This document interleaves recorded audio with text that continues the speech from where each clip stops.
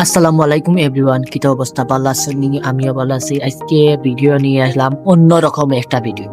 সেটা হচ্ছে আগামীকালকে তো আমরা ভোট, সবাই আমরা ভোটে যাব। আমরা ভোট দিব কিসে?